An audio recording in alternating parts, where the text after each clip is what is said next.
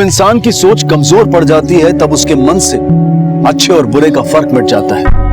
अपनी कमजोर सोच के दायरे में वो इतना सिमट जाता है कि उसकी सोचने समझने की सलाहियत बिल्कुल खत्म हो जाती है। वो बड़ी आसानी से किसी भी जुर्म का शिकार बन जाता है और घात लगाए मुजरिम ऐसे इंसानों की तबाही का जाल बुनने के लिए हमेशा तैयार रहते हैं। आज देखते हैं ऐसी एक कहानी जो हमारी सोच के दायरे पर सवालिया निशान लगाती है।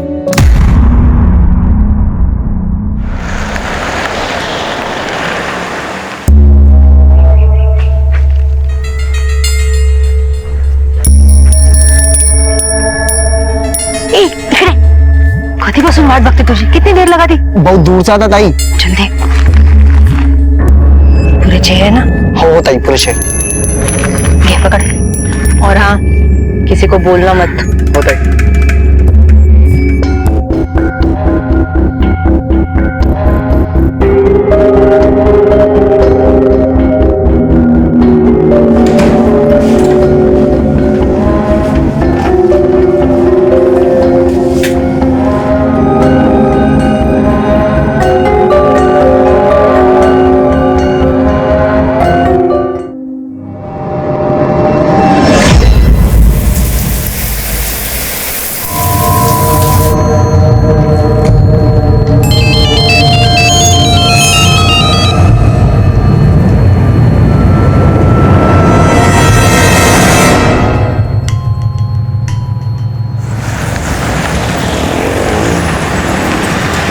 हाँ हाँ, मेरा विश्वास करो, मैं किसी को कुछ नहीं बताऊंगी। लेकिन कुछ होगा तो नहीं ना? ठीक है।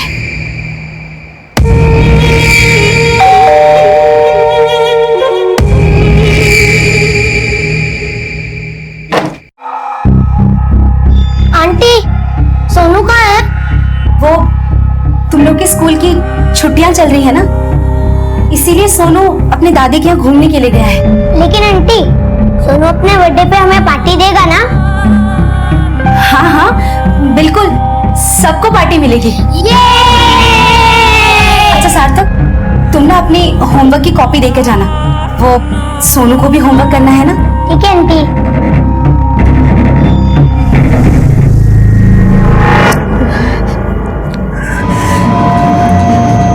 कुछ नहीं होगा आपको, मैं आपको वापस लाती रहूंगी। मैं आपको कुछ होने ही नहीं दूंगी। हम वापस एक बार पहले की तरह अच्छे से रहेंगे।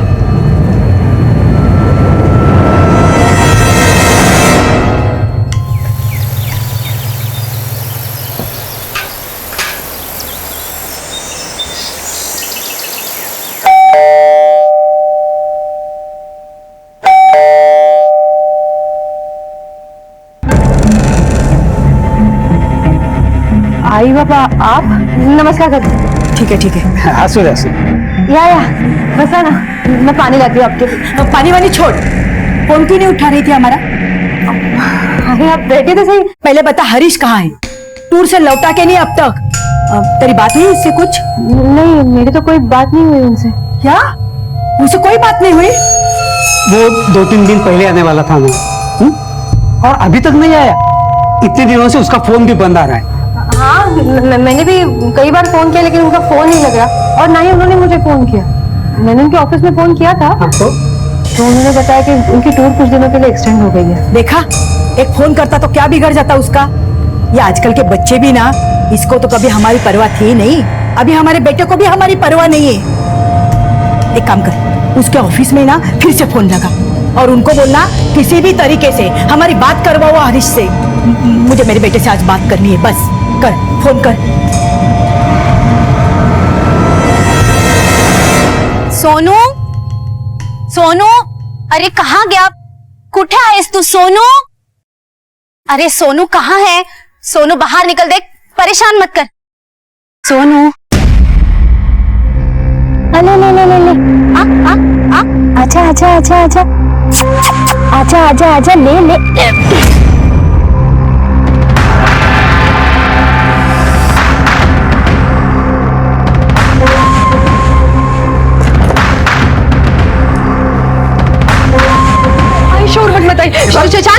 सच बताओ, और तू इसे मेंढक क्यों गिरा रही थी? ये कोई आम सांप नहीं है। साहब ये हरीश है।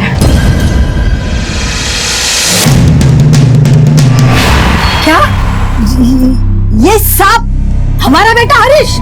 हाँ साहब पास झाली तुझे नाटक आणि आता खरं खरं सांग काय हरीश क्या किया तूने उसका?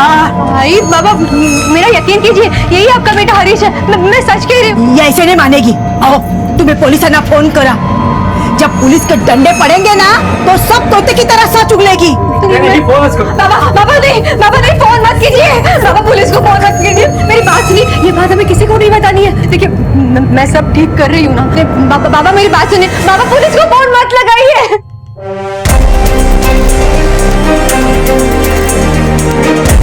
ऊपर से बोल रही है ये सांप हमारा बेटा हरीश है। हाँ तो मैं झूठ नहीं बोल रही, ये सच में हरीश है। आप मेरा यकीन क्यों नहीं कर रही? देखा साहब कैसी पागलों जैसी बातें करती है। मैंने ये डब्बा बाहर फेंक देती हूँ। बातें करने क्या हरीश है ये? असली जहरीला सांप है वो, खिलौना नहीं है। बाहर चलिए, बाहर बात करेंगे, बाहर चलिए।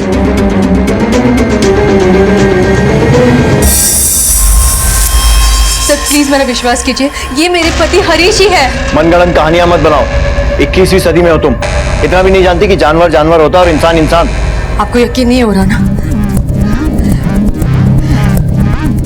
ठीक है, मैं बताती हूँ आपको कि हुआ क्या था। 10 दिन पहले की बात है। मैं बहुत डर गई थी। मेरे तो समझ में ही नहीं आ रहा था कि मैं क्या करूं। फिर पता चला कि वो सांप नहीं, मेरे हरीश है। सांप मेरी तरफ पलटा और मुझसे कहने लगा कि मैं हरीश हूँ। वो मेरे पति हरीश है सर। देख झूठी कहानियां बनाना बंद कर और बता मेरा बेटा कहाँ है? आई मेरी बात देखो तुम्हारे पास अभी भी मौका है। सच सच बता दो कि हरीश को क्या हुआ, नहीं तो हमें तुम्हें थाने ले जाना पड़ेगा और वहां पर दूसरे तरीके भी है पूछताछ के। सर आप चाहे जिस तरह पूछताछ कर लीजिए, मेरा जवाब यही होगा कि ये सांप ही मेरे पति हरीश है सर। एक सांप आदमी कैसे हो सकता है सीमा? ये तुम्हारी कहानी है ना, झूठी है। ये कहानी नहीं है सर, ये कहानी नहीं है। तुम जो सबर हाथ जोड़ते हैं, मुझे और हरीश को अकेले छोड़ दीजिए। अकेले? और अभी सांप के साथ? देखो सीमा, अभी ये सांप वहीं जाएगा जहां पर उसकी जगह है, और वैसे भी सांप को पकड़कर घर में रखना एक कानूनन जुर्म है। तुम्हारे ऊपर केस हो सकता है। फिलहाल आप लोग हरीश की मिसिंग कंप्लेंट दर्ज कीजिए, हम लोग जांच शुरू करते हैं और हमें हरीश से जुड़ी हर बात जाननी है। सर आप हमारे बेटे को प्लीज ढूंढ लीजिए। हम लोग पूरी कोशिश करेंगे। कदम कातर सरपोद्यान में फोन करो और सर्प मित्र को बुलाओ और इस सांप को उसकी सही जगह पहुंचाओ। मैं हरीश को कहीं नहीं ले जा रही हूँ। मैं हरीश को कहीं नहीं ले जा रही हूँ। रुकिए आप। मैं हरीश को कहीं नहीं ले जा रही हूँ। रुकिए आप। मेरे पति हरीश है वो। आप मेरा यकीन क्यों नहीं करते? हरीश है। दूसरी तरफ पिंपरी में सीमा एक सांप को अपना पति मानती थी। आखिर ये माजरा क्या था? महाराष्ट्र के पिंपरी इलाके और मंजरी इलाके के ये दो अलग अलग केसेस क्या किसी न किसी तरह से आपस में जुड़े हुए थे? ये दोनों औरतें ऐसा क्यों कर रही थी? अजीब सा दिखने वाला ये केस आगे चलकर ऐसे कई राज खोलने वाला था जिसे सुनकर आपके होश उड़ जाएंगे। ये मेरी पति है। सीमा। सुनिए मेरी बात। मैं हरीश का चुप हरीश। सर कुछ समझ में नहीं आ रहा है, बहुत अजीब सा मिसिंग केस है। अजीब नहीं है कदम, अजूबा है। पत्नी का कहना है कि पति है लेकिन सांप के रूप में। वो सांप नहीं, मेरे हरीश है। अब देखने में वो इतनी जाहिल भी नहीं दिखती है कि हम ये समझकर उसे नजरअंदाज कर दें कि शायद किसी ने उसे झांसे में ले लिया। सर ये आखिर हरीश होगा कहाँ पर? कहीं ऐसा तो नहीं कि हरीश अपनी मर्जी से घर छोड़कर चला गया हो? और अगर हाँ तो आखिर क्यों? या फिर ऐसा तो नहीं कि हरीश के साथ कोई हादसा हुआ हो? कदम इस केस में हमारी प्राइम सस्पेक्ट सीमा ही है, क्योंकि जितनी झूठी उसकी कहानी है हो सकता है उससे ज्यादा झूठी उसकी लाइफ निकली। हमें इस केस की जड़ों को खोद निकालना होगा। सर अगर सीमा झूठ बोल रही है तो आखिर ये बेवकूफी भरा खेल उसने खेला कैसे? कहीं ऐसा तो नहीं कि जानबूझकर उसने इमोशनल ड्रामा किया ताकि हरीश के माँ बाप उसके बहकाव में आए और अपने बच्चे को पाने की चाहत में हमें इस केस से दूर रखें? फिलहाल किसी भी नतीजे पर पहुंचना जल्दबाजी होगी। तो सबसे पहले सीमा और हरीश के रिश्तों के बारे में पता करो और ये भी पता करो कि ये मियाँ बीवी का कहीं किसी और से कोई चक्कर तो नहीं था। पड़ोसियों से पता करो कि दोनों की आपस में कैसी बनती थी और ये भी कि सीमा को कोई मेंटल प्रॉब्लम तो नहीं थी। Okay sir.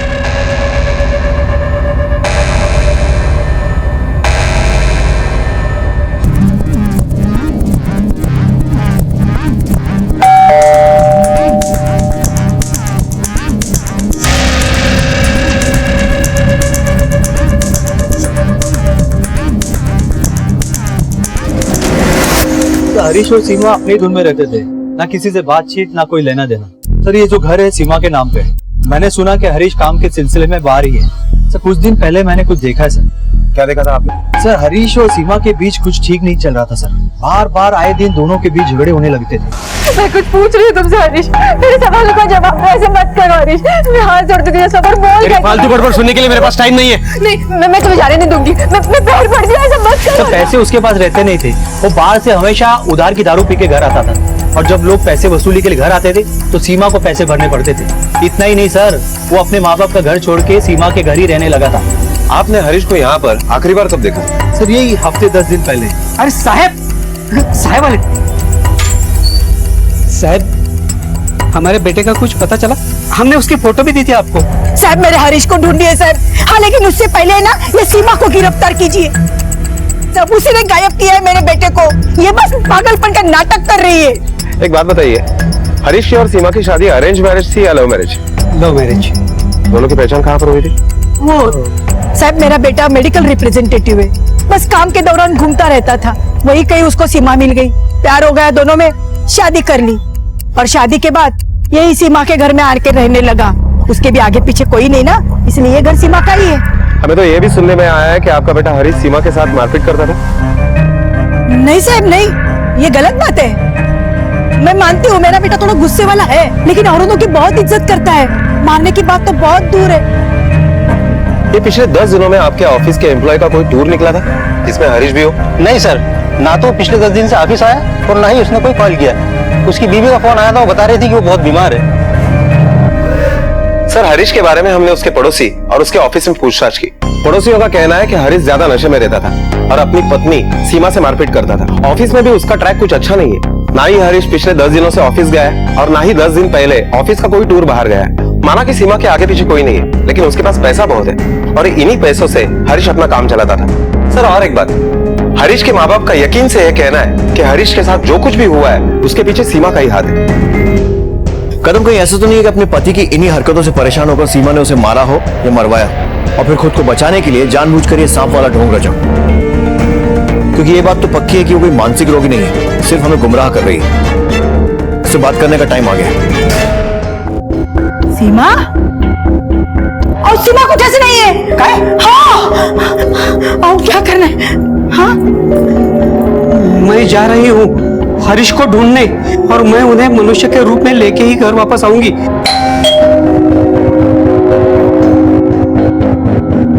सीमा बुढ़े बुलाइए उसे। सीमा घरात नहीं है। ये चिट्ठी छोड़ के गई है।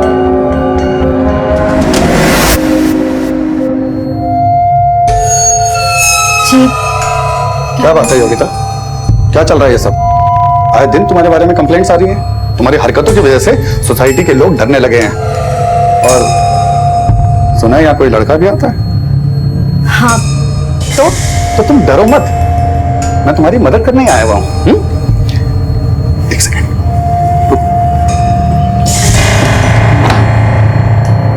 देखो मैं इस बिल्डिंग का सेक्रेटरी हूँ।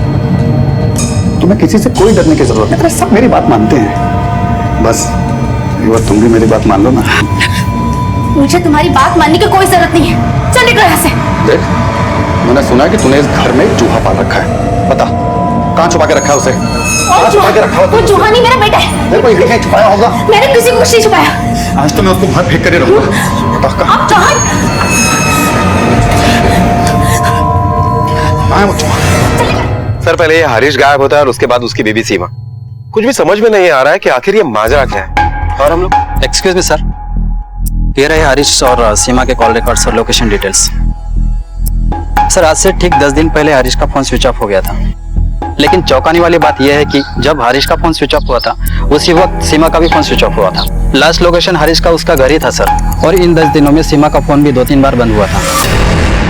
तो समझ में नहीं आ रहा है कि सीमा आखिर ऐसा कर क्यों रही थी। कहीं ऐसा तो नहीं कि वो अपना फोन जानबूझकर स्विच ऑफ कर रही थी ताकि उसके लोकेशन के बारे में पता ना चले, या फिर हरीश से पीछा छुड़ाने के बाद वो किसी दूसरे को जाकर मिलती थी और उस वक्त वो फोन बंद रखती थी। सर कॉल रिकॉर्ड्स में और एक नंबर सामने आए हैं, ये रहे उसके रिकॉर्ड्स। मैंने इसके भी डिटेल्स मंगवाए हैं सर। ये नंबर किसी काजल पवार के नाम पे रजिस्टर है सर। एड्रेस पिंपरी का है और हरीश का काफी आना जाना होता है उस एरिया में। उस एड्रेस पर चलते हैं। ओके सर, चलो।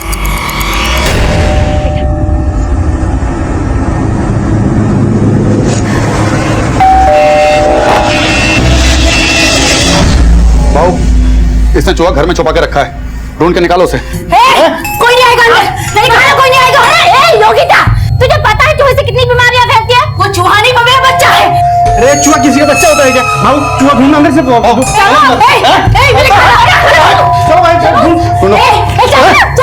ये पागल हो गई, ये पागल हो गई, ये तू पागल खाने फोन लगा। कोई आगे नहीं बढ़ा सकता। छोड़ो मुझे, मैंने कहा ना मुझे छोड़ो, मुझे मेरे बेटे के पास जाना है। पता नहीं किस हाल में होगा, पता नहीं खाना खाया भी होगा कि नहीं। योगिता, योगिता शांत हो। डॉक्टर साहब, आप मुझे मेरे बेटे के पास लेके जाओगे ना? कहीं उन लोगों ने उसे मामूली चूहा समझ के मार दिया तो? चिंता मत करो, हमारी बात हो गई है उससे। तुम्हारा बेटा सोनू बिल्कुल ठीक है। मुझे मेरा बेटा चाहिए, मुझे किसी भी हाल में मेरा नहीं। योगिता के बर्ताव से उसके पड़ोसी और बाकी लोग अचंभित थे। उन्हें शक था कि योगिता दिमागी रूप से बीमार है, पर क्या वाकई में ऐसा था, या फिर इस सब के पीछे कोई और ही मामला था जो अब तक सामने नहीं आया था? आखिर योगिता का बेटा सोनू कहां था? और अब सीमा लापता थी और उसके कॉल रिकॉर्ड से एक नया नाम सामने आया था, और वो नाम था काजल पवार। पुलिस फौरन काजल के घर पहुंची।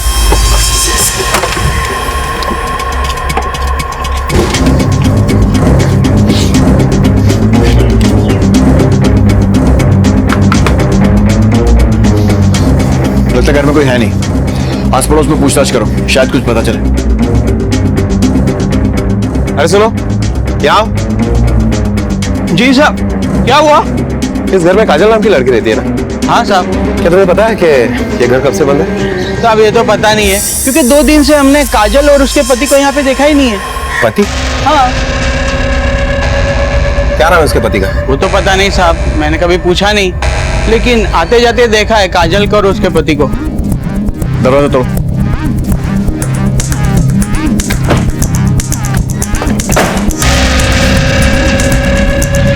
पूरे घर में ढूंढो, बात कहां से आ रही है। जाओ चारों तरफ देखो, ऊपर देखो, आवड़े तिकड़े बक। सर ये देखिए,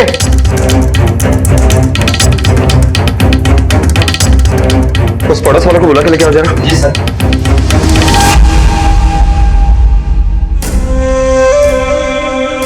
जरा ठीक तरह से देखकर बताना, यही काजल है ना?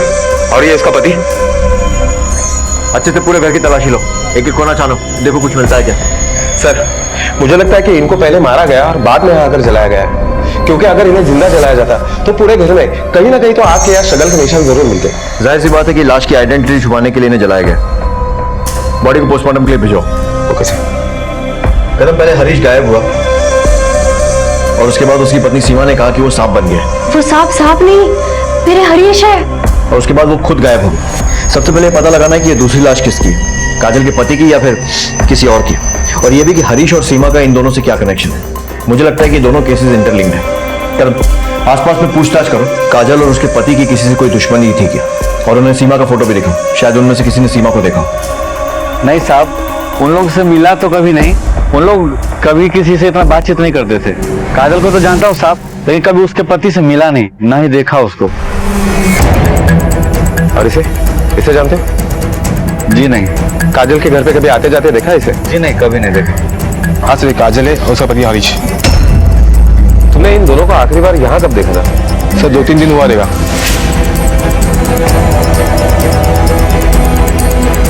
कदम इसका मतलब यह है कि काजल के घर पर जो दूसरी लाश मिली वो शायद हरीश की हो सकती है। कदम काजल के पड़ोसियों का कहना है कि हरीश ही काजल का पति था। इसका मतलब यह है कि हरीश 2 जिंदगियां जी रहा था और सीमा को भी चीट कर रहा था। सर कहीं ऐसा तो नहीं कि यही बात सीमा को पता चल गई और उसी वजह से उसने हरीश और काजल को मार डाला? लेकिन एक बात समझ में नहीं आ रही, सीमा और काजल आपस में कांटेक्ट में कैसे है, और क्या इन दोनों को हरीश की सच्चाई पता थी, या फिर सीमा ने जानबूझकर काजल से दोस्ती की ताकि वो हरीश और काजल दोनों को ठिकाने लगा सके, और क्या हरीश को पता था कि ये दोनों आपस में बातें करते थे? इन सारे सवालों के जवाब सिर्फ सीमा दे सकती है, और वो गायब है। सीमा घरात नहीं है, वो कहीं चली गई है। सीमा का फोटो हर जगह सर्कुलेट करवाओ और खबरियों के नेटवर्क को भी एक्टिवेट करो। हमें हर हाल में ये सीमा चाहिए। Okay sir.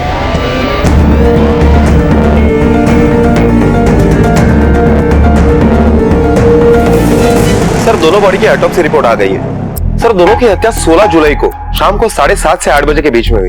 हत्यारे ने सबसे पहले उन दोनों के सर पर किसी भारी चीज से वार किया और जिसके कारण उनकी मौत हो गई। सर उसके बाद हत्यारे ने उन दोनों बॉडीज में आग लगा दी। दूसरी बॉडी और हरीश के माँ बाप के डीएनए रिपोर्ट चेक करने के बाद ये पता चला है कि दूसरी बॉडी हरीश की नहीं है बल्कि किसी और की है। कदम, हम लोग जरूर कुछ ना कुछ मिस कर रहे हैं। एक काम करो, काजल के फोन रिकॉर्ड फिर से खंगालो, कुछ तो जरूर हाथ लगेगा। Okay sir.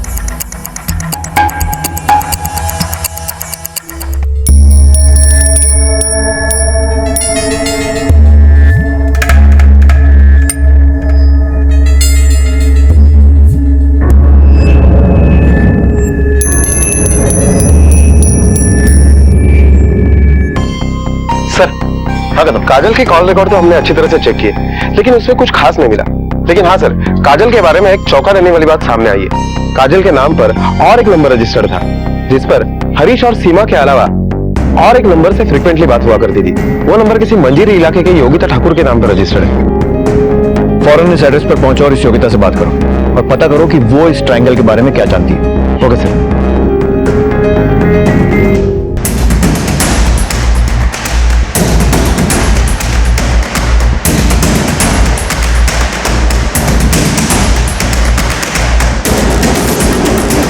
दरवाजा तो लॉक है। ये डॉक्यूमेंट जो है ना नीचे ऑफिस में जमा कर देना, ठीक है? सर आप लोग? मैं सर इस बिल्डिंग का सेक्रेटरी हूँ। ये योगिता यही रहती है ना? हाँ सर, वो तो पागल है, लेकिन आप लोग क्यों ढूंढ रहे हैं उसे? पागल? दरअसल वो एक विधवा है। अभी 1 साल पहले ही उसका पति एक्सीडेंट में मर गया था और अभी कुछ ही दिन पहले अचानक उसका बच्चा गायब हो गया। ये रहा केक। ये आंटी, केक तो बहुत अच्छा है। आंटी सोनू को बुलाना, केक काटेंगे। तुम लोग रुको, मैं अभी सोनू को लेकर आती हूँ। क्या बता सकते हैं कि फिलहाल योगिता कहाँ पे? सोसाइटी में थोड़ा प्रॉब्लम हो गई थी उसकी वजह से, इसीलिए हमने उसे गवर्नमेंट मेंटल हॉस्पिटल भेज दिया। Thank you.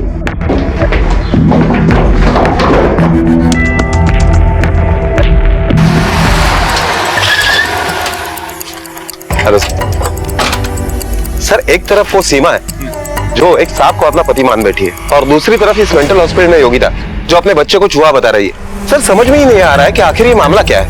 कदम, ये केस मेरे गले उतर नहीं रहा है। कुछ अजीब ही चल रहा है इस केस में। जितना सुलझाने की कोशिश कर रहे हैं उतना लचता जा रहा है। देखते हैं योगिता से बात करके क्या मिलता है।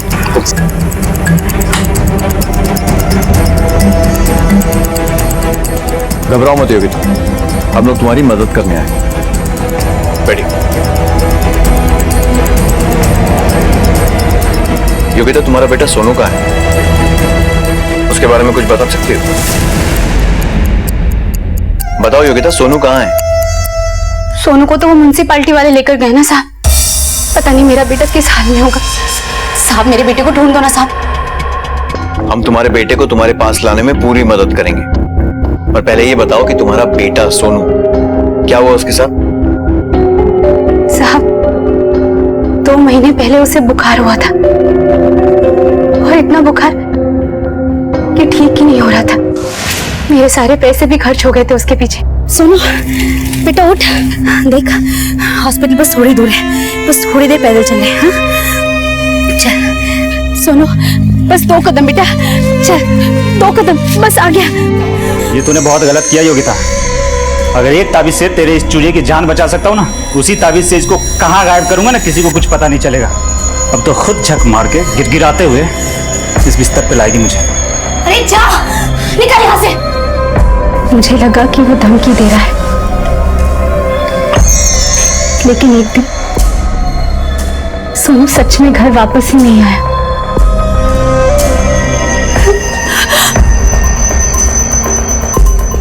क्या हुआ योगिता? मैंने सुना कि सोनू गायब है।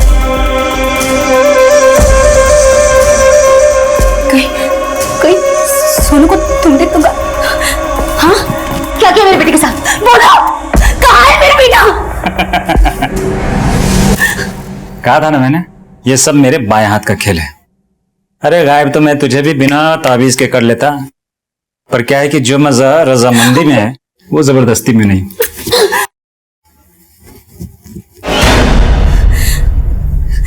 सोनू, सोनू की ताबीज, सोनू के कपड़े अरे क्या किया तूने मेरे बेटे के साथ? मिलवाता हूँ, सोनू से मिलवाता हूँ। सोनू, अब मेरी बातें ध्यान से सुन। अगर तू इसे पाना चाहती है तो आज से जो कुछ भी मैं बोलूंगा चुपचाप वही कर। और हाँ, इस बारे में अगर किसी को भी कुछ भी पता है तो तेरा सोनू हमेशा का हमेशा चूहा ही बना रहेगा। उसने ना सिर्फ मेरी इज्जत लूटी बल्कि मेरा घर, मेरा पैसा, यहाँ तक कि मेरा बेटा भी छीन लिया। मुझे सिर्फ अपना बच्चा चाहिए था। किसी भी हाल में रमेश ने मेरे को कहा कि अगर मैं 1 साल तक उसकी बात सुनूंगी तो वो मेरे बेटे को, मेरे सोनू को चूहे से इंसान बना देगा। मैं बस उसी दिन का इंतजार कर। मुझे मेरा सोनू वापस लौटा।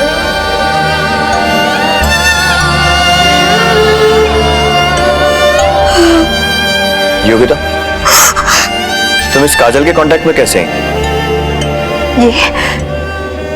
ये कौन है साहब? मैं इससे कभी नहीं मिली। हमने इसके कॉल रिकॉर्ड्स चेक करवाए और उसमें तुम्हारा नंबर भी है। ये रहा उसका नंबर। ये नंबर तो रमेश का है। और इन दोनों कहानियों की जोड़ने वाली कड़ी का नाम था काजल पवार, जिसकी पहले ही किसी ने हत्या कर दी थी। लेकिन पुलिस को यह समझ में नहीं आ रहा था कि काजल के साथ अब आपके डीएनए से बॉडी का डीएनए मैच नहीं हुआ था, जिससे साफ हो गया था हरीश अब भी कहीं फरार था या छिपकर कोई खेल खेल रहा था। तो ये माजरा है, ये रमेश और काजल एक दूसरे से मिले हुए थे और इसी वजह से रमेश काजल का मोबाइल नंबर यूज कर रहा था। कदम कहीं ऐसा तो नहीं कि काजल के घर में मिली वो दूसरी लाश रमेश की? हो सकता है कि रमेश सीमा को भी योगिता की तरह अपने जाल में फंसाने की कोशिश कर रहा हो, लेकिन इस सबसे काजल का क्या कनेक्शन? ये भी पॉसिबिलिटी है कि सीमा हरीश को वापस पाना चाहती थी और इसीलिए उसने काजल को मरवा दिया। सर, इन सारे सवालों के जवाब सिर्फ 3 लोग दे सकते हैं, हरीश, रमेश और सीमा। लेकिन इस वक्त ये तीनों हमारे पहुंच से बाहर है। कदम, हमें इन तीनों को बहुत जल्दी ढूंढना होगा, क्योंकि इन तीनों के मिले बिना इस केस का सॉल्व होना बहुत मुश्किल है। पुलिस ने अपनी तहकीकात को काफी प्लानिंग के साथ आगे बढ़ाया। एक एक से पूछताछ की गई, एक एक को टटोला गया।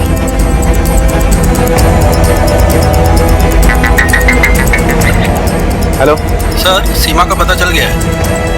एड्रेस बोल। छोड़िए, मुझे क्यों लेकर आए यहाँ? मेरे पति की जान खतरे में, मुझे उसे बचाना है। मेरे पति की जान खतरे में, छोड़िए मुझे, जाने दीजिए। शांत रहा। और अब ये बताओ कि ये सब चल क्या रहा है? तुम एक सांप को अपना पति बता रही थी और उधर वो योगिता एक चूहे को अपना बेटा बता रही है। योगिता, मैं कुछ नहीं जानती सर, मैं आपको कुछ नहीं बता सकती। मेरे पति की जान खतरे में, पता नहीं उन लोगों ने।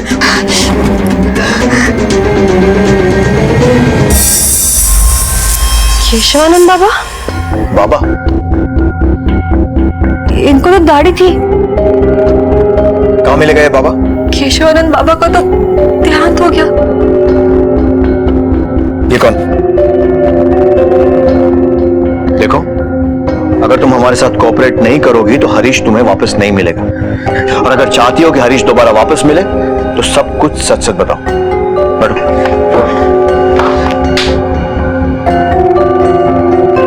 बोलो। अरे बोला ना मैंने, फिर से बोलूं? अच्छा ठीक है, लव यू। अब हो गई खुश? तो बाद में बात कर रहा हूँ। किसका फोन था? एक कस्टमर का कॉल था। ऐसा कौन सा कस्टमर है तुम्हारा जिसको तुम लव यू कहते हो? तुम्हारा जरूर किसी के साथ चक्कर चल रहा है ना? क्या बेकार की बातें कर रही हो? ऐसा कुछ नहीं है। अभी पता चल जाएगा। लो फोन दो। फोन दो। अरे हरीश, हरीश, मैं जानती थी कि हरीश मुझसे कुछ छुपा रहा है, इसीलिए मैंने उस पर नजर रखना शुरू कर दिया।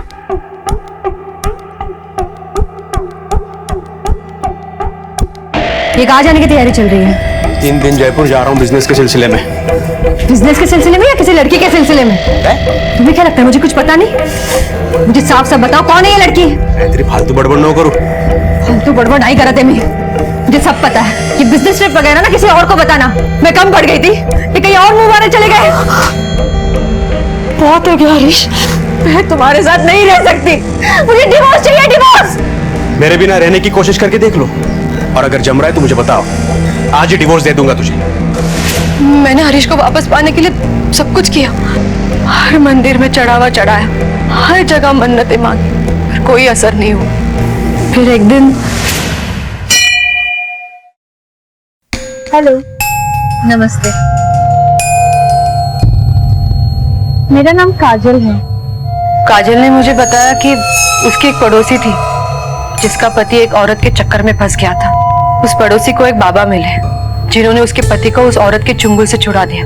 काजल मुझे उस बाबा के पास लेकर गई। मेरे बिना बताए बाबा को सब पता चल जाता। दूध में मिलाकर तुम्हें और हरीश को पीना होगा, और याद रहे हरीश को इसकी भनक तक नहीं लेनी चाहिए।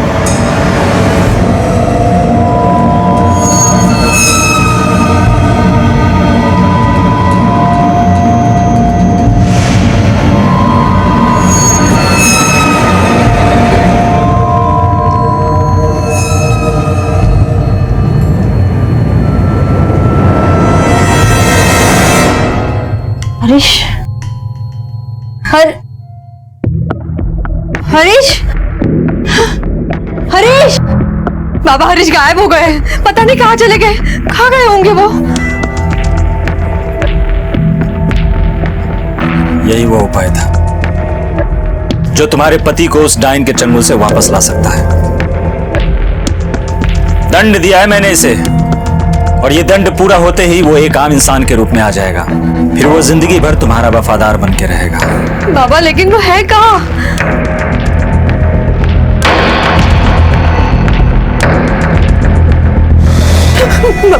बाबा ये सांप? नहीं, सांप नहीं, हरीश।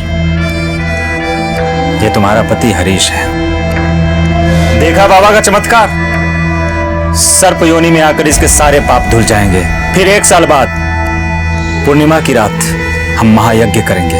उस यज्ञ के बाद हरीश फिर से अपने मानव रूप में आ जाएगा, और तब तक इसका ख्याल रखना होगा। और इसके बारे में भूल से भी मत बताना किसी को कि हरीश सांप कैसे बना। और इस विधि के दौरान तुम्हें भी कुछ खास तरीके के क्रिया करने होंगे। उसके बाद बाबा जो कहते वो मैं करती। उस दिन आपके जाने के बाद मैंने बाबा से बात करने की बहुत कोशिश की, लेकिन उनसे बात नहीं हो पाई। पता नहीं हरीश कहाँ होंगे, किस हालत में होंगे।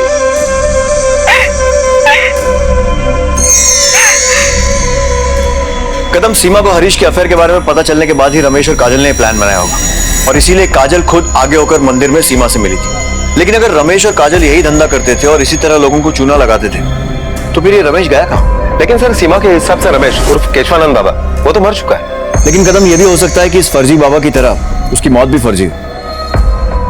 तो फिर काजल के घर में मिली वो लाश किसकी थी, और काजल को किसने मारा? उसके 2 शिकार थे, योगिता और सीमा। सीमा जो सांप के पीछे पागल है, और योगिता को देखकर लगता नहीं है कि वो अकेले ही हत्याएं कर सकती है। तो फिर ये हत्याएं की किसने? कदम, कोई ना कोई कड़ी तो है जो हमसे छूट रही है। हमें जल्द से जल्द इस हरीश और रमेश को ढूंढना होगा, क्योंकि इस अंधी गुफा से निकलने के अब सिर्फ 2 ही रास्ते हैं, पहला हरीश और दूसरा रमेश।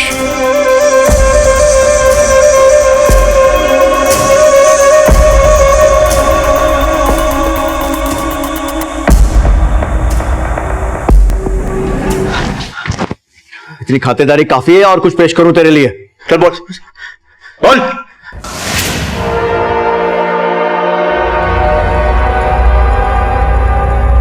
क्या हुआ हरीश? सीमा को शक आ गया मुझ पे। मुझे मालूम है, उसने हम दोनों की बातें सुन ली थी, हाथ धो के पीछे पड़ गई मेरे।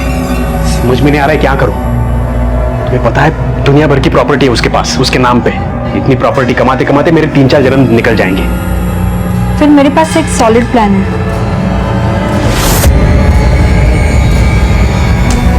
फिर काजल ने मुझे रमेश से मिलवाया, और हमने एक प्लान बनाया नकली बाबा का। मैंने वो दूध पिया ही नहीं, फेंक दिया पलंग के पीछे। उस पाउडर वाले दूध को पीकर सीमा बेहोश हो गई।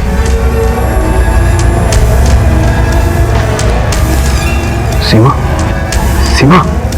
फिर दूध के निशान मिटाकर मैं विवाह से निकल गया। अपनी काजल के साथ उसी घर में उसके साथ में अपनी नई जिंदगी जीने लगा। और रमेश ने बाबा बनकर सीमा से पैसे लिए। लेकिन जब एक दिन मैं उसके घर गया तब क्या बात है भैया, हम दोनों ने बहुत पैसे कमाए हैं। लेकिन रमेश भैया, हरीश को जरा भी शक नहीं होना चाहिए। हाँ, और एक बात, हमें उसके हाथ में एक फूटी कौड़ी भी नहीं देनी है। रमेश!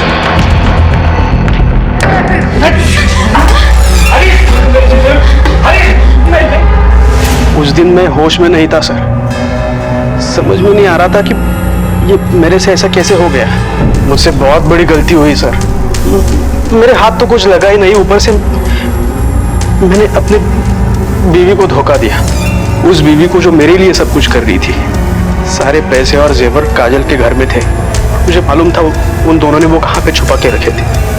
मुझे किसी भी हाल में वो पैसे चाहिए थे, इसलिए मैं वहां पे पहुंच गया। लेकिन सर, आप लोगों ने मुझे पकड़ लिया।